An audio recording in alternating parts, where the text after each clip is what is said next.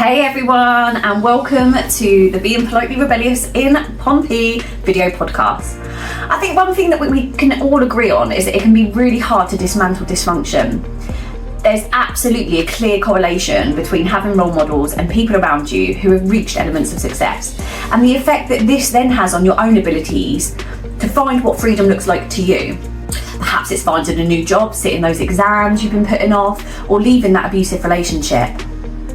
Our aim here at Being Politely Rebellious in Pompey is to give you an insight into politely rebellious humans who are living out their dreams right here in Pompey, despite facing obstacles along the way.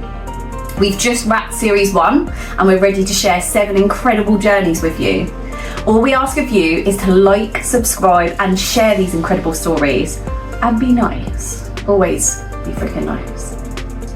At the end of the series, all new subscribers will be entered into a prize draw, which we will record and announce right here. So if you want to see series 2, please remember to do all the free stuff. Like, subscribe, share, and enjoy series 1.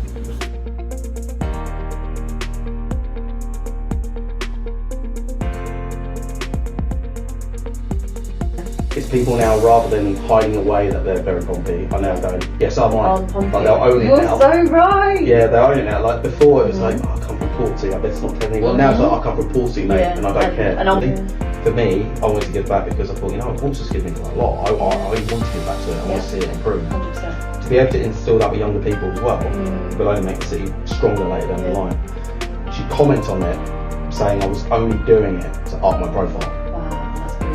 And then just attacked my entire character within a paragraph. Wow. Just said he's only doing this for publicity, he's only doing it to look good. That's probably the only negative one that's really affected me. Yeah. Because that just made me angry. Yeah. So back with us with Being Politely Rebellious in Pompey, and today we have with us the wonderful, legendary Terence Carvalho. Am I saying that correctly? Yeah, you actually Carvalho, yeah. Normally you get it right. Do they say Carvalho? I get Carvalho, I get Carvalho, because there was a footballer who played for Chelsea a couple of years ago, so I get all sorts. But yeah, it's like, I think Terence, where it's such a unique name, when people say Terence, they just sort of know it's me. So they just know it's you. To be fair, I don't really know any other Terences in Pompey. No, so I get away with that quite well. But are there lots of Terences who shorten it to Terry? Because Terry's quite a popular name, isn't it? It is, but it's a very old white man name. Yeah, so, exactly. I'm sure I'll get to be an old one day. So where does Carvalho stem from? So my family originated from Goa in India. Oh wow. Which was originally, it was a Portuguese colony, I think, in the 17th century. Okay. So all of my family have very Portuguese surnames. So we have like a Mendes, Gomez, Rodriguez, Fernandez. Like it's a very Portuguese surname. So if you looked at my family tree, you wouldn't think it's Indian. You'd think it is a Portuguese family. That's really interesting. And does Nando's come from Portugal? Or is that I think so. Is it Portuguese? So. No, I think it is Portuguese. Is it? Oh, yeah. Love a Nando's. Peri-peris. Do you like Nando's? I had a Nando's when I was last in London Waterloo, actually. Oh, I love a Nando's. Yeah. Although I have got really good at making homemade Nando's, because Nando's is quite expensive now. It's not what it used to be when I was a student. The sauces are good though. The sauces are good. And if you marinate your meat, or where you marinate, winning. You can make good stuff with it. Absolutely winning. So your family originate from Goa, but you were born in Pompey? I'm Portsmouth born and bred. That's mental, isn't it? Do you know what? I feel that it's such a rarity these days. And don't get me wrong, I love that Portsmouth has become this absolute hub of amazing creativity and awesomeness. But I feel like as your circle grows and your network grows, the fewer people there are who are born and bred. Yeah, no, I agree. It is a very multicultural city. And I think because the uni doing better and better, it's getting more and more multicultural. What I've seen in the last couple of years, maybe because I've probably been a bit more vocal about being Pompey, it's people now, rather than hiding away that they're very Pompey, are now going, yes, I'm mine. Like they'll own it now. You're so right. Yeah, they own it now. Like before, it was like, I come from Portsmouth, I bet it's not telling anyone. Now it's like, I come from Portsmouth, mate, and I don't care. And I'm from Somerstown and don't give a shit. So I think now people are starting to own it, and I think because you're right. I think it's important because I think as you grow up, everything's bad, right? You don't like anything. You don't like where you're from. You don't like anything. But 100%. As you get older, you appreciate where you're from. Yeah. And I think that's important to show younger people now. Yeah, 100%. I was up the hill the other day, actually. I was taking the dog for a walk, and I'd had this moment where I'd done like this Facebook story, because I was just like, look at where we live, like it's incredible. But like you've just said, 100%, I've gone through this period for probably about 15 years now where I'm like, oh, you know, like Portsmouth for me, it's kind of like negative energy, some bad memories, and you forget about what is so beautiful in the city. You're part of obviously Shaping Portsmouth, aren't you? Tell me a bit about how that's come about. So I think it was about 8 or 9 years ago. I came across Steph. Yes, the legend. That is the legendary Steph. Shaping will never be the same again. No. Sorry to the new CEO. I'm sure you're amazing. Hopefully we'll meet one day. But and I was working at the King's Theatre at the time. And he came in, and I think I fell in love with him there and then. To be honest, on the spot. He told me about the at the time it was Shaping the Vision of Portsmouth, and he just sold me the Portsmouth Ambassadors scheme. I was like, wow, that's amazing. But at the time I was looking at it from a King's Theatre point of view, because I thought that's beautiful, because I had 90 staff under me at that point. 40 of them were volunteers, so all of those volunteers were doing work at King's Theatre because they loved to give back to the theatre. So I looked at it from that point of view. I thought, well, it'd be amazing, because all of our team, half the team, are proud to work here, and they get paid. They're proud to be part of the King's Theatre. So I was looking at it a very work way. Then he spoke more about it. I was like, no, you know what, I want to do it, and get the badge, and I was like, I want to be part of this. Did you do the little exam? Did the exam. I actually didn't do very well on the quiz. Did you not? No, I didn't. I can't remember who the person who did the course was, but I failed the quiz miserably. There's a lot of people whose history's a lot better on Portsmouth than me. But and then I carried on sort of preaching about Portsmouth. I took that on, and I took it, I wouldn't say seriously, but I thought, you know what, let's talk about it, let's go through it. So no matter what job I've had, Portsmouth Ambassadors or Shaping Portsmouth has always been a part of my life going through my career. And then last year, Sam Cox, who was leading the Portsmouth Ambassadors programme, decided she was going to go focus on other things, and then I was offered to take on the lead for Portsmouth Ambassadors. So amazing. We thought it was a nice fit, really. It's really funny that we've never met properly before I started working with you at Delivered Social, because I was Next Generation Shaping Next Generation manager, programme manager for Shaping Portsmouth, and I met Steph just as he took over from Stuart. Stuart was the guy who was doing it, who was from IBM, and we would have been in the throes of it at the same time. So it's really interesting. It's crazy, because I think even the way my career's gone, I still meet people now who I've known off, and we've never had a conversation before. It's crazy, isn't Sometimes it is literally. We've probably been at the annual conferences at the same time. Certainly the same people. That's funny. And so, is there anything that you're aiming to do with that programme now that you're the lead? I think the team, and I think what Dave's done really well since coming in is he's delegated quite a lot of the workload now, because I think the only weakness Steph had is he takes on the world sort of on his own. He never sticks his house. He does everything. He works 24/7. Whereas I think now the team, it's time for them to start taking a little bit more and do a little more bits. So what we're going to be doing is relaunching the Portsmouth Ambassadors scheme this year, fully, properly, go all out. But also what we're going to be doing, and Kirsty, who is leads a community pillar at Shaping, she's come up with a fantastic idea to launch something which we've been speaking about for a while, which is the Youth Ambassadors. Oh, amazing. So that will be going into schools and showing, like we were saying when we were kids, saying, like they do like the youth parliament stuff. Bit like that, but going, you know what, be proud of Portsmouth. So the badges, stickers, whatever they are, go home, talk about how amazing Portsmouth is. When it's the summer holidays, go out, go wherever you're going, wear your Portsmouth football top on holiday, whatever you want, just go out and scream how amazing the city is, because in 10, 20, 30 years time, it's you guys. It's going to be your turn to do it. So I just love that, because I remember when Steph first came on board, and his vision was Portsmouth is such a great waterfront city, but why is no one really shouting about it, And like the logo and the pictures that are on the badge and the whole marketing material that Shaping Portsmouth use,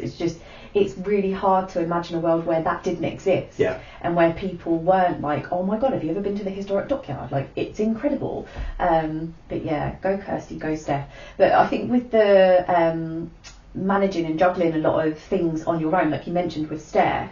I can imagine you're the type of person to do that. Like, you work a lot, you're in obviously this director position now.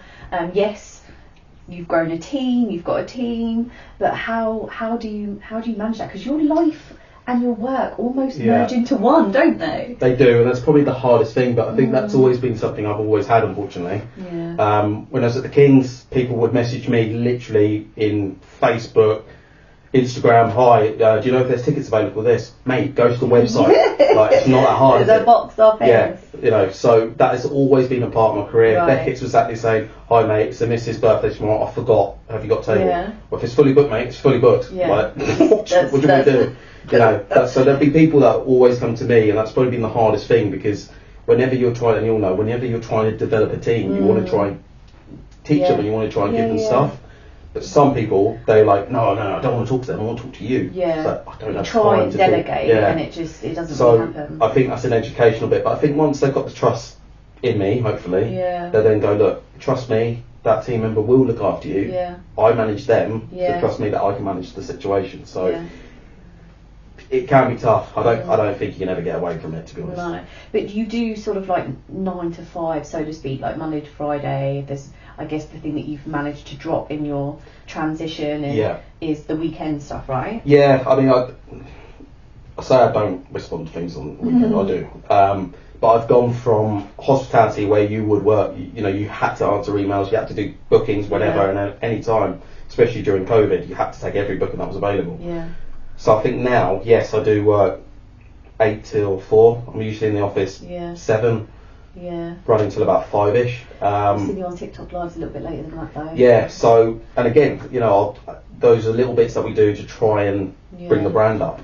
But I think that's almost expected now of that leadership sort of level. Yeah. That has to be seen. Yeah. Weekends now are so much more chilled. Yeah. Bear in mind, I used to work every single weekend. Yeah, exactly. So when people tell me now, oh, it's bank holiday weekend, I'm like, that's like a holiday now. But it's putting in that hard graft, isn't it? And I think that one of the things that sometimes gets a little bit lost with the younger generation is the graft that goes in. So people might see, you know, people like us in our 30s or 40s or whatever. Yeah, they don't see what they don't we're see through, what you've been through and what you've done before that. So it's really interesting. Where did your career begin? Like, obviously, you know, we're talking Kings, we're talking Beckett's, but where did it all actually start for you in Pompey? So the first place was Ashby's Boutique Hotel and Restaurant in Southsea. Was the first ever boutique hotel in Portsmouth. And I went there when I was 17. Wow. And I was at South Downs College at the time. Yeah.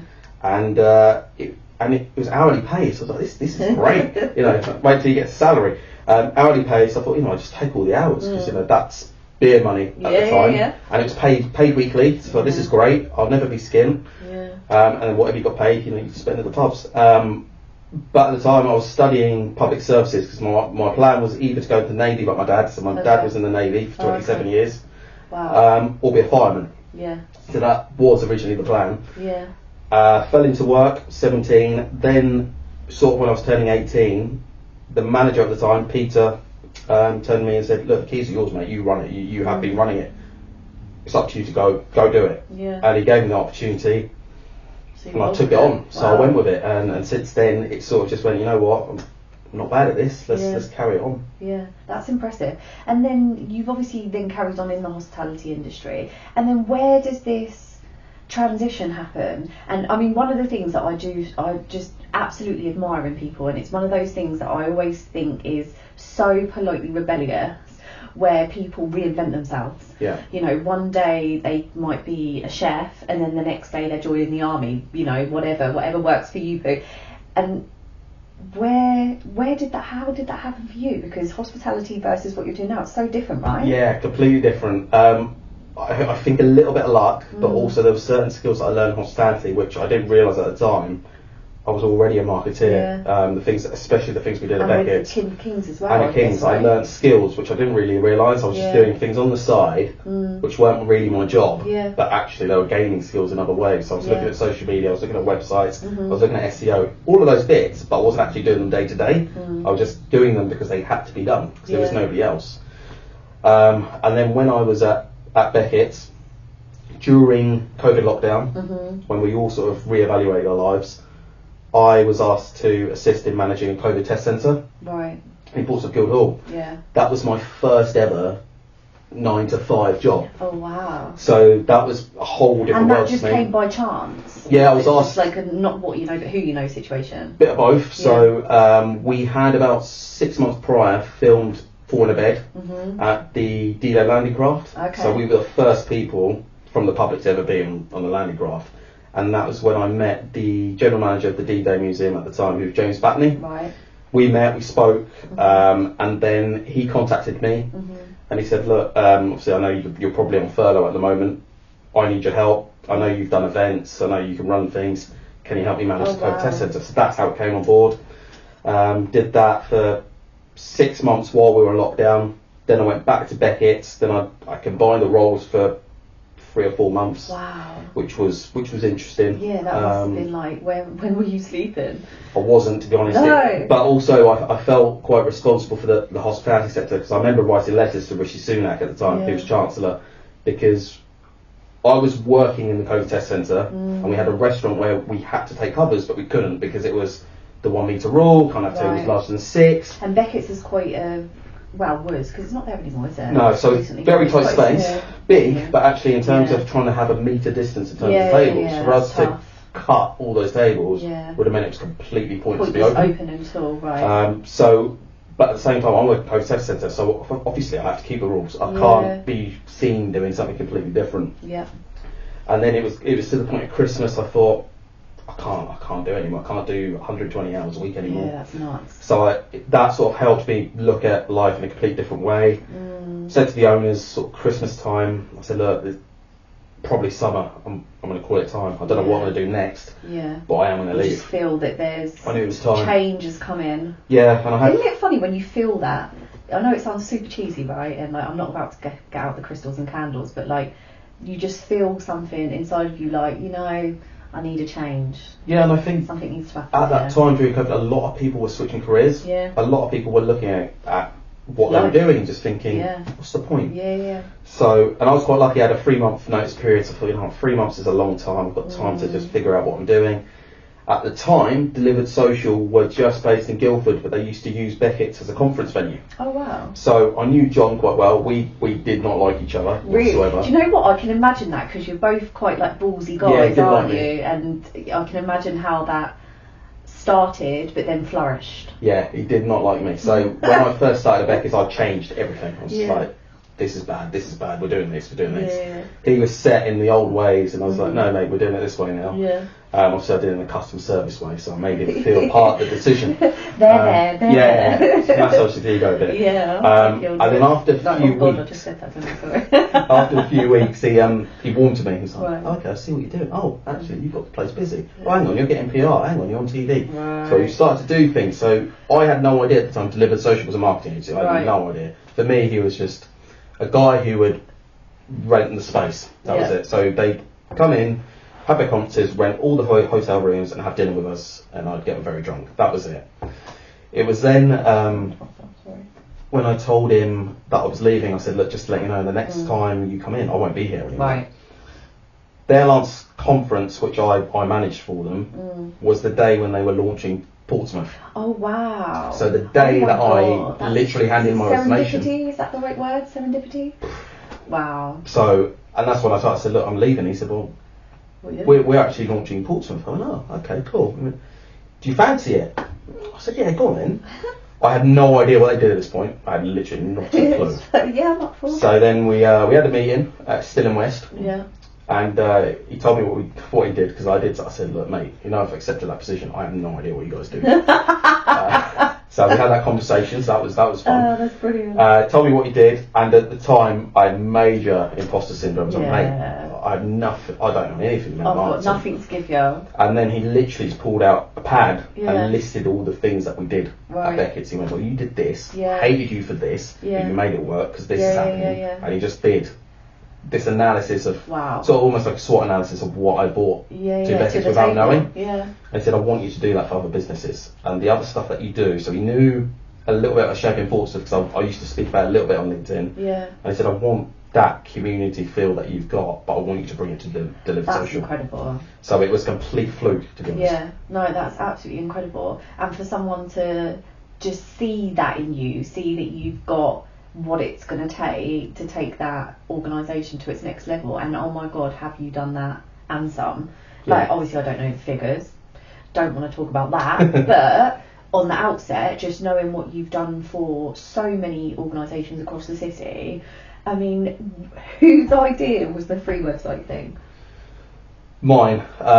So one of the key decisions of me when I accepted the role at Delivered Social, once he told me what they did, what really impressed me was their free work for charities. That was the part which initially really brought me in. I thought, okay, so I can do the thing that I really like to do, but in my previous roles I didn't really have time for. King's Theatre, obviously we were a charity, so I could give back quite easily. But I couldn't do that at Beckett's. I didn't have time to go down to coffee mornings and do anything because I was there all the time. That was the part where I thought, okay, I can really do something with the Portsmouth branch here, because we've got 380 registered charities. We've got a lot of charities for a small city. But there's obviously a need. So I thought, okay, well, that's our in. No other digital marketing actually does anything compared to what we do with charities. So I thought, that's our in. Let's go in there, let's do it. Then, towards the end of last year, we had a lot of companies we were speaking to saying, look, we're trying to relaunch the business. The website is not good. We need to do something with it, but we can't afford to pay. So it's a similar situation I'm in charities, but I said, okay, well, what if I built you a free website? What would you do? He went, well, we do this, we do that. I said, like, if I build you a free website, will you use it? Because otherwise, what's the point? Because we do have to pay staff to do it. Exactly. And they're like, no, okay, we'll do it. So this year, I said, New Year's Day, we kicked it off. Every single day I was going to give out a free website to any business in the UK as a part of the cost of living crisis. 80% of them have been Portsmouth businesses, and I'm not ashamed to say that. No, you shouldn't. You know, I'm quite happy to. I'd rather support Portsmouth than anywhere else. I think Gilford, obviously, where we're based, but they can afford it, so screw them. And I just thought, you know what, let's just do that. There's going to be companies out there who can afford it and can pay it. Great. There's going to be companies who sit under the radar, you don't know what's going on in their business, who can't afford it. So those people will come to me quietly and say, look, I've seen you do this, could we apply? I said, look, tell me what's going on, be honest with me, don't be a multi-million-pound business trying to get a freebie. Just be honest with me. And that's what we've done. So far this year, I think we've given away 85. Wow. So we don't count the weekends, but I think it's around 85. And rest of the year we'll just keep doing that, and then I don't know what we're going to do next year. That's crazy. That's absolutely nuts. And how does that compare to Gilford? I mean, does the Gilford office give away free websites as well, or is that something they do? Very different. Just on the charity side? So we do on the charity side. I think because Gilford was already established for sort of 5 years before Portsmouth was. They all sort of already knew about Delivered Social, so a lot of the charity work they've done, it's almost not done and dusted, but they're established, they're done, they're thriving, they're already done. Whereas Portsmouth, it was brand new. I don't think I've ever seen an agency sort of go in deep as we did. So I think Gilford also very different area. There is money to spend in Gilford. Completely different to Portsmouth. Different landscape. Completely different. How do you so obviously you've done that reinvention, and serendipity's happened, and you and John are now happily in a bromance and working together, and all is good. How do you see that moving forwards? Like, do you think that you would become a partner at Delivered Social, or open another office? Like, because it feels like you are. Sorry, John, but it feels like you are Delivered Social. Do you know what I mean? I feel the pain of that. So it's we a lot are. of pressure, isn't it? It is and it isn't, because I'm quite lucky, because the things we do, the bits that I really enjoy about the job is the giving back. Right. I'm in a position where I can do that, and it's already part of my job. Well, kind of. And part of that, I think probably the hardest thing is trying to take everybody else on that journey. Especially for younger staff. When you bring young staff in, you know, they want to get into work and they really want to impress. But also, what I think is really important is you need to have those passions outside of work as well. You need to want to give back to the community. For me, I wanted to give back because I thought, you know, Portsmouth's given me quite a lot. I want to give back to it. I want to see it improve. 100%. To be able to instill that with younger people as well will only make the city stronger later down the line. So I think for us, for Delivered Social, it is the plan, we will be launching the Dubai office at the end of this year. Wow. So Dubai, Gilford, Portsmouth, that's crazy. Very different. And will that be a physical office in Dubai? There will be a physical office. You guys working office. remotely? Bit of both. So what we're probably going to do is every quarter do some sort of masterclass over there, do seminars and get the word out there in that sense. I don't think there'll be much to take for the charity side of things. But yeah, I mean, you never know. Shouldn't laugh really, but seriously, it's going to be very different. Guildford, Dubai, Portsmouth, going to be all completely different. Yeah. But also for us, it's, you know, the next time we do a company conference, how cool will it be to do it in Dubai? 100%. You know, Christmas party. Yeah, exactly. Off we go. Clients invited as well. Yes, please. So it's a different layer. So that's definitely going to keep us busy. We went out last year to just have a look at spaces and see how we can do it.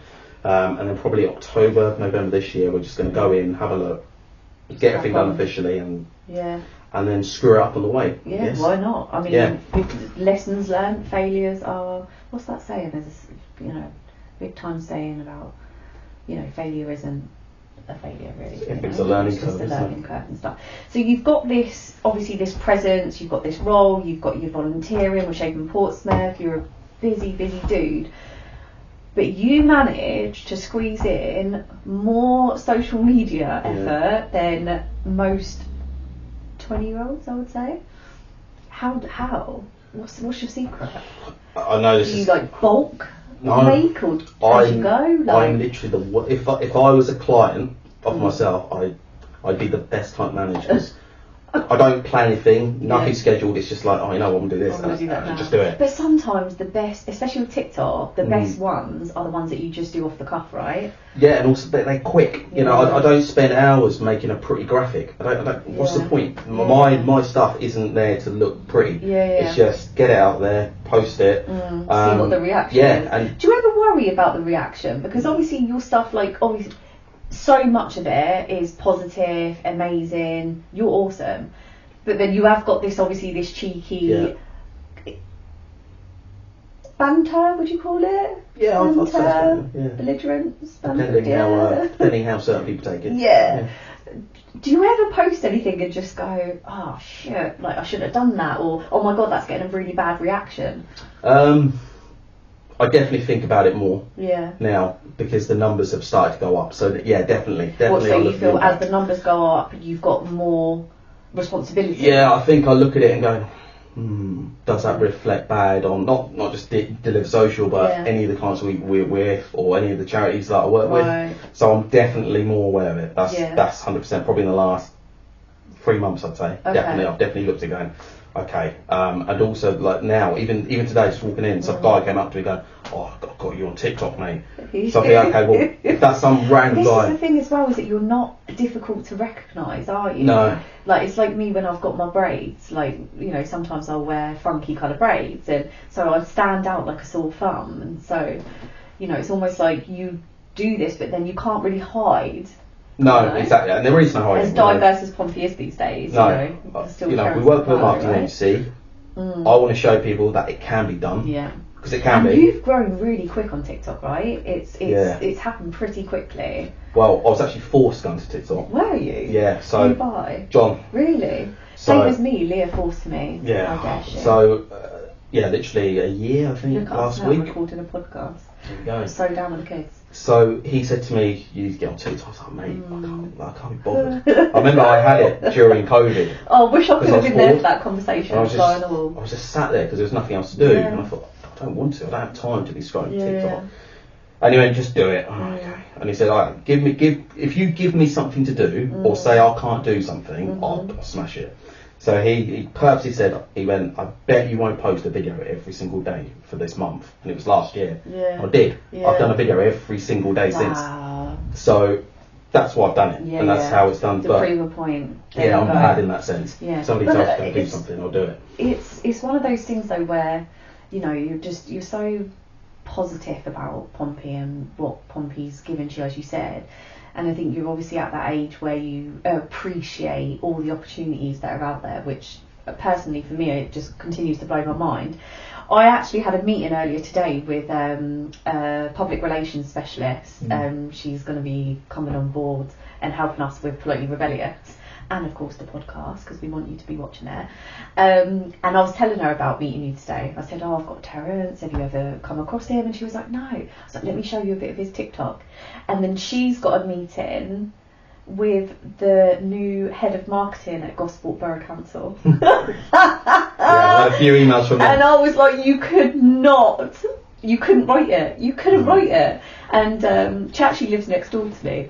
And we were like, we're going to have to get them in a room together, aren't we? How amazing would that be? So, yeah, we've had some interesting emails. What, asking you to pipe down? Yeah, but you know what? So we've got clients in Gosport. Right. And there's certain people who take it so seriously. Yeah. I've seen some of the comments on TikTok. Yeah, it's like, have you not seen like the football right? Have you not seen? Yeah. It's one person saying stuff. All you guys have to do is respond to it in a positive way.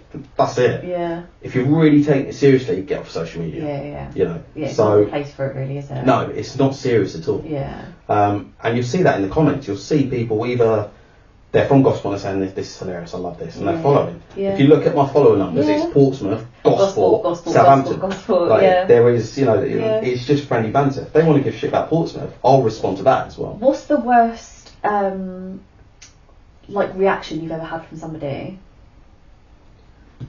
Online? Yeah, like in response to... So it wasn't Gosport related actually. Oh, okay. The worst response, and this was only a couple of months ago. Yeah. So last year I did a CEO sleep out at Fratton Park, so I raised money. That. Yeah, well done.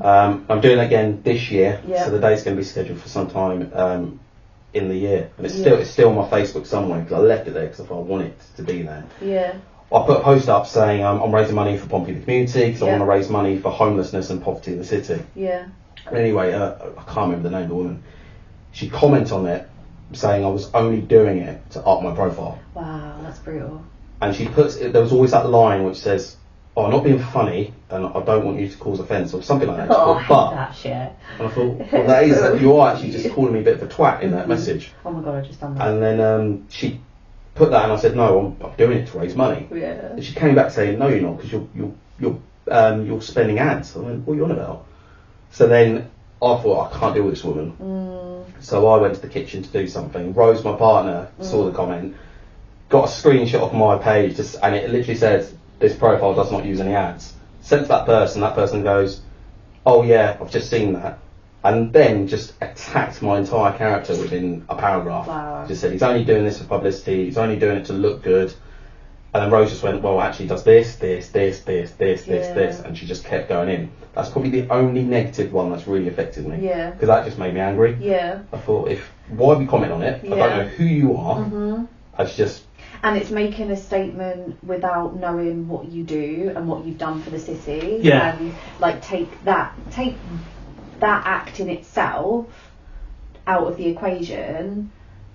There's so many layers, do you know what I mean, to you, your background and what you've given the city, and then to top it off by doing that as well is pretty freaking awesome. Yeah. So yeah, pretty rude. There was a few other people who sort of jumped in, and that was nice, there's people sort of jumping in, but I just thought, can't win it. Yeah. Sometimes things play on your mind though, right? No matter how kind of tough your exterior can be, there will be that comment every now and again that will just do your head in. Yeah, that was because I just thought I'm doing something to raise money for a charity. Yeah. It doesn't matter what. The conversation should just end there. And it's like, oh well, you shouldn't be promoting it. Well, how am I going to raise money then? Yeah. What do you want me to do? You're missing the concept, love. We're already halfway at the target, so I don't. But I know, but no matter what you do, there's always a Karen, isn't there? There always is. There's always one. What about the racial stuff? Because I've seen some horrible comments on some of your TikToks. Yeah. Absolutely brutal. So it's weird because the racist side of it doesn't bother me when it's directed at me. Right. The reason why I react to it is because I think it's important for other people who do get that stuff daily that they shouldn't hide away from it. Yeah. You should stick up for yourself. When my goddaughter was born, so she's 5 years old this year, the first thing that scared me, because she's mixed race, I thought, God, if she has those comments, I'll be horrified. Yeah. I will go beat them up. Yeah, because some of the comments, I'm like, I haven't heard those words since I was 10. Yeah, if somebody says that to me running around in Somerstown in the street, it doesn't bother me. I don't care. But I thought, you know what? If somebody puts it on there, I don't want other people to see it thinking, oh, he's not bothered. He's fine. He's not sticking up. So my way is not to do it sticking up for me, it's to stick up for anybody else going through that. Yeah, really. And this is the thing, like Pompey, like, I remembered, I mean, how old are you? I'll be 34 in July. Are you only 34? Yeah. Oh God, I'm old. Well, I'm 37 in July, so a little bit older.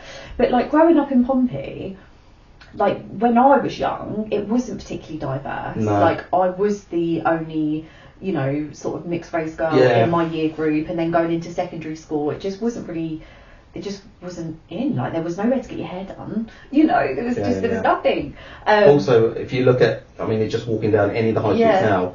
There was no Romanian shops, Polish shops. No, those things didn't exist. I remember having to go all the way to London to get Blue Magic, which was this like hair product, really cheap, horrible hair product. Don't use it.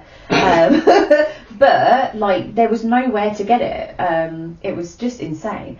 Whereas now, obviously, it's so diverse and multicultural, and you know that's beautiful.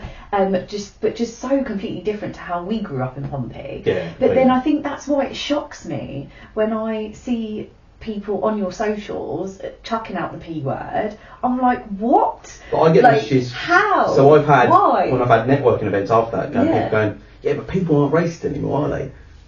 Well, you would say, because you're a white man, and no one's ever going to say anything to you. You don't notice it. So you're not going to hear those words. Yeah, not even from Pompey. I think I remember someone saying you're not even from Pompey though. Yeah, I was on my reaction. Like, right, oh okay, so because I'm brown, I'm not from Pompey. Yeah, and that one was like, oh, I can do something really good here. Because there was just, when that comment was done, my mum sent me a photo of me in school uniform, so I can use this. So I used that, used me in the Pompey kit, St Mary's connection, like, I just thought, okay. We'll be flashing some of those up. Never answer back. Yeah, got nothing to say.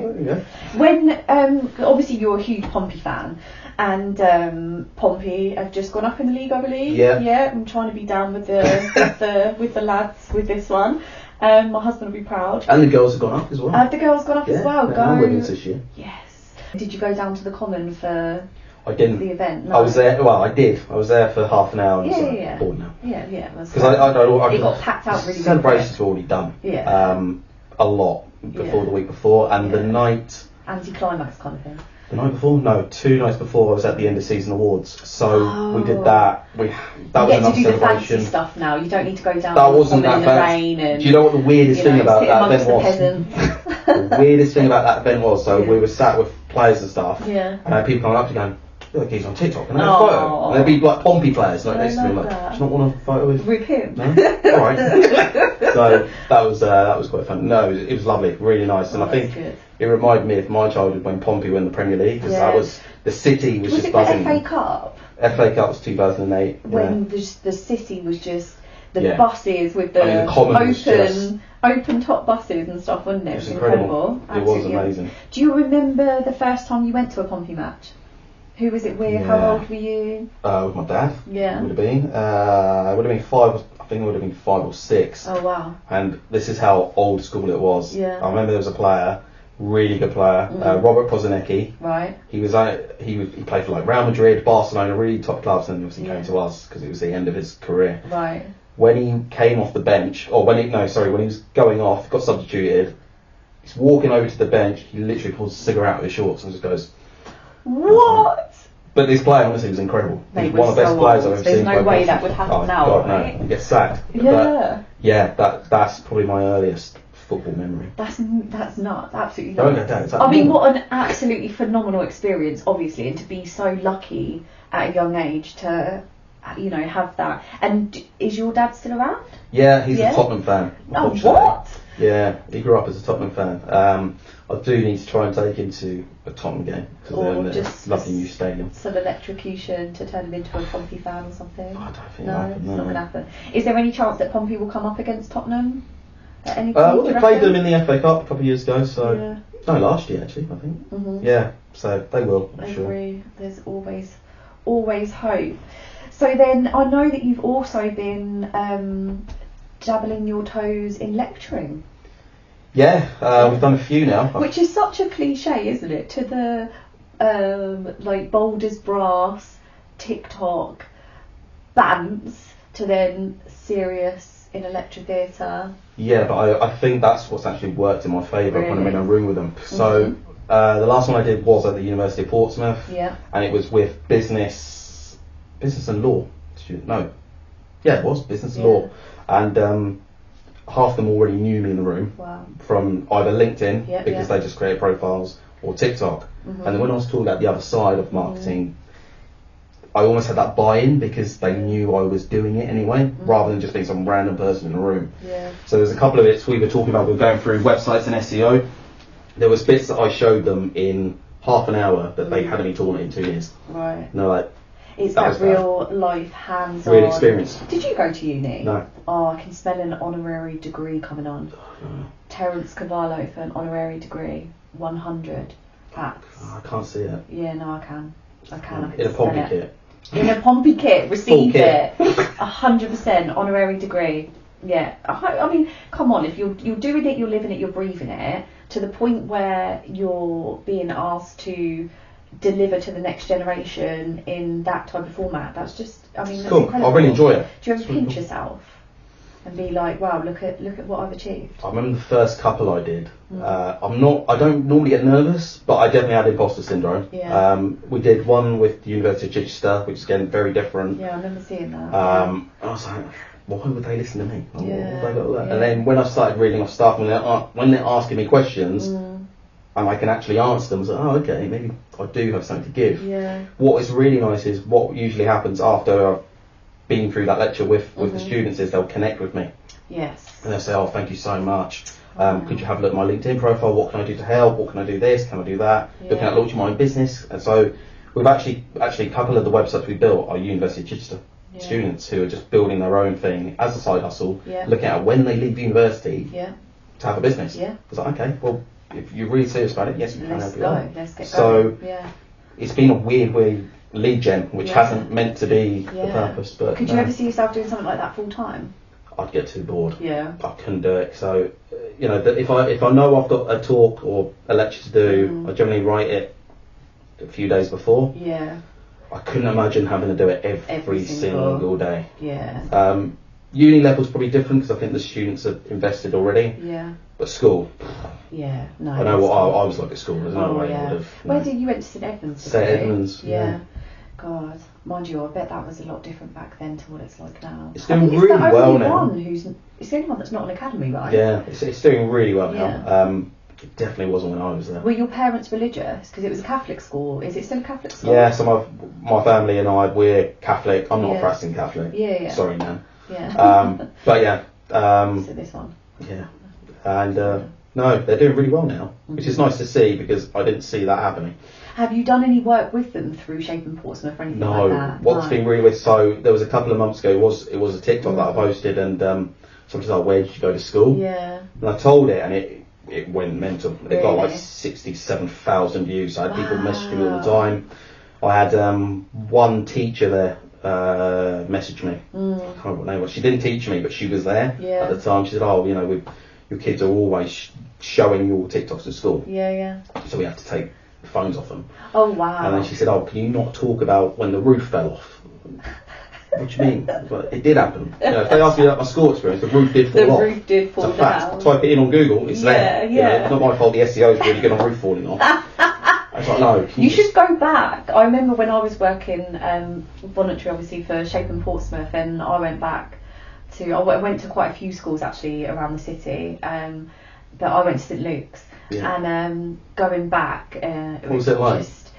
Well, I remember the first day walking down one of the corridors and my old geography teacher, Mr. Carson, going, Kashia Austin, which is my maiden name, what are you doing here? Like absolute disgust, because I was a rebel when I was at school. Were you embarrassed? I was just, wow, I don't know. And then to be honest, I originally went to uni because I wanted to be a teacher. I was like, right, teachers changed my life, in all fairness. Yeah.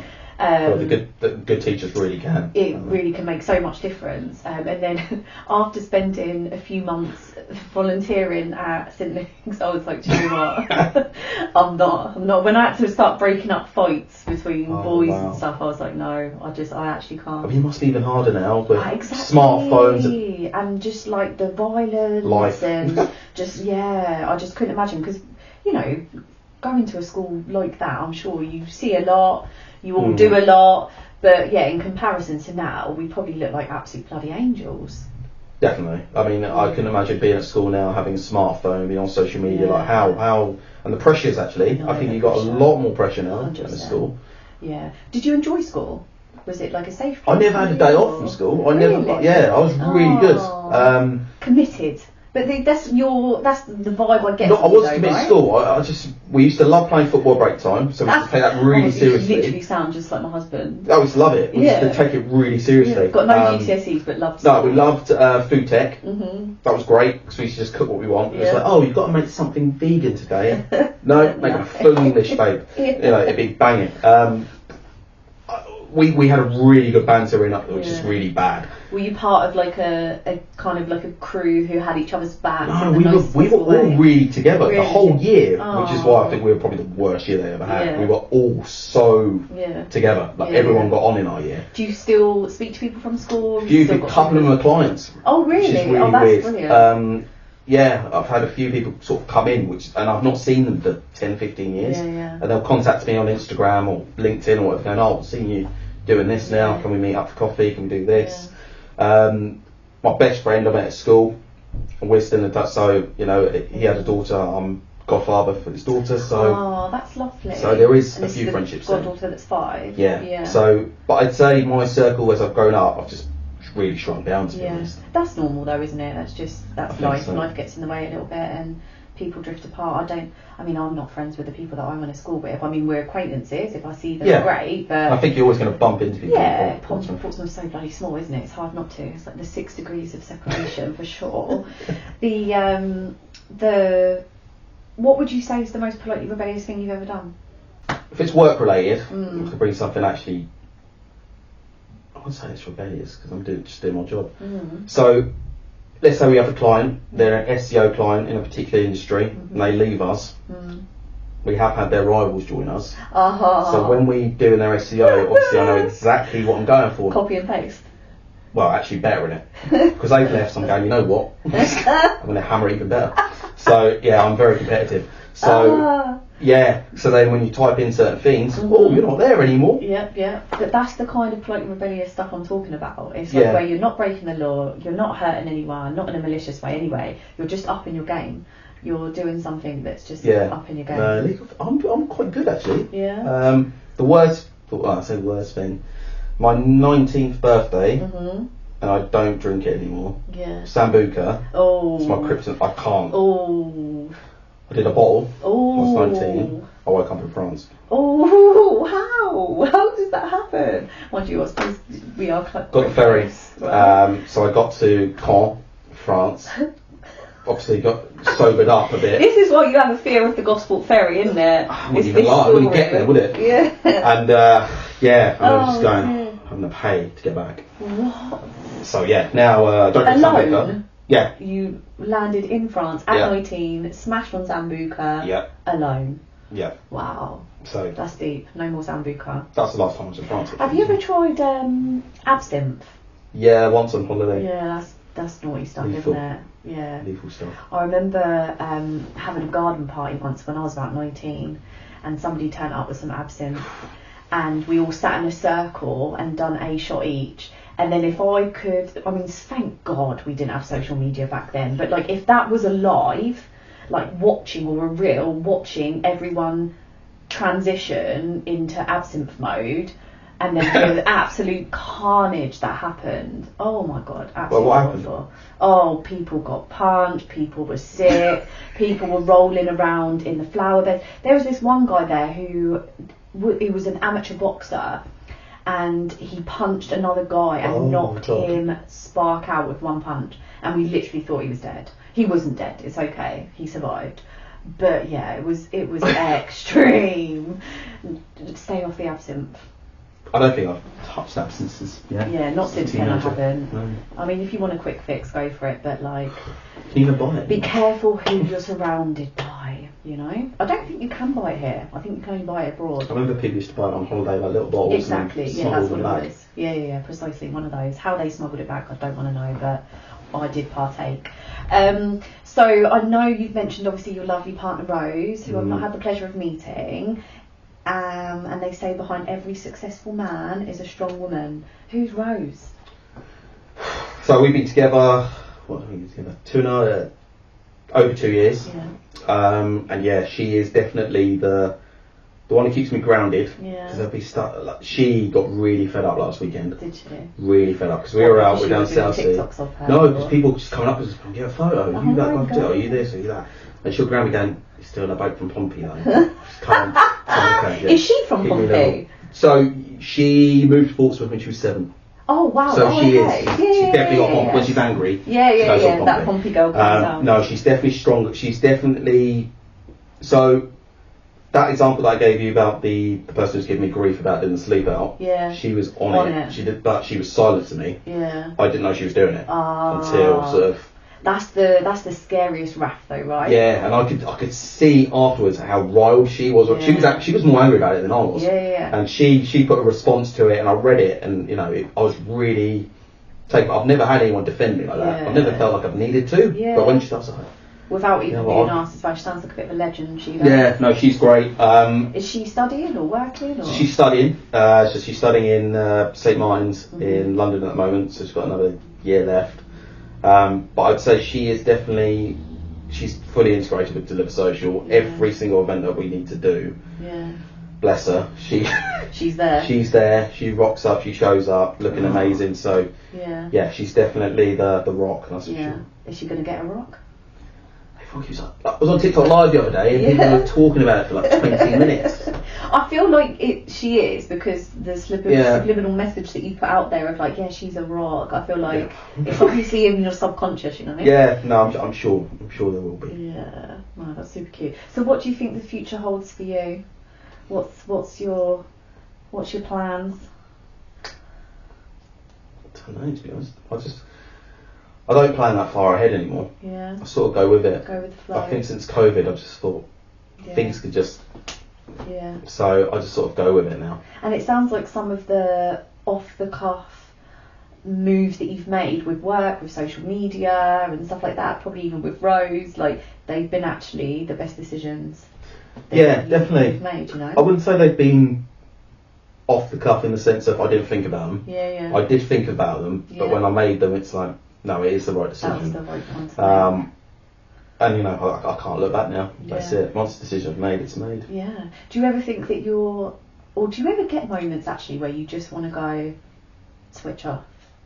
Like, do you ever just wake up and be like, no, I don't want to deal with that today? The only time I probably do is if I'm abroad. I find it really hard to switch off when I'm here. Yeah. Because I just get messages all over the place. Yeah. If somebody especially reaches out and say, look, can you help with this? And sometimes I look at it going, I could answer that. It's just easier for me just to answer it now.